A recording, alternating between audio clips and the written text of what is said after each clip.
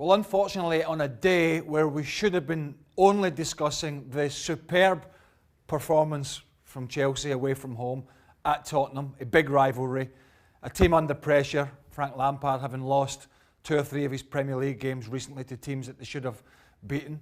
That should have been the only thing we were discussing today. But unfortunately, as I said, we're back at the same old subject that we've had to touch on too many times recently, and that was the reports of racist abuse to at least one Chelsea player, Antonio Rudiger, but maybe more, from a section of the Tottenham crowd, which was reported by the Chelsea captain, Cesar Azpilicueta, to the referee Anthony Taylor, who went across to the sidelines, informed the 4th official and the 2 managers of the football clubs, and ultimately a stadium announcement was made, not once, not twice, but eventually 3 times. The game continued, but it certainly sullied what was a magnificent performance. And the big question is, particularly off the back of the incident 2 weeks ago at Manchester City, where United players were racially abused, and that City fan, I believe,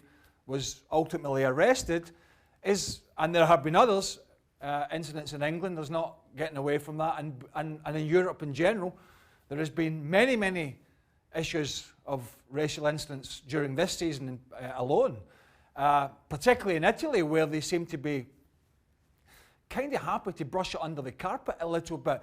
So the question would be, what should they do about it in the Premier League? Now, it's a difficult subject. I've heard some people say the players should have come off the pitch.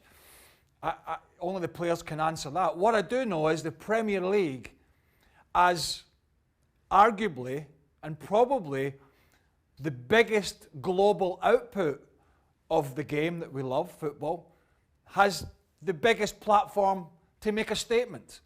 And I think they're going to have to do that, because as we enter into a new decade in a few days, this problem travels with us.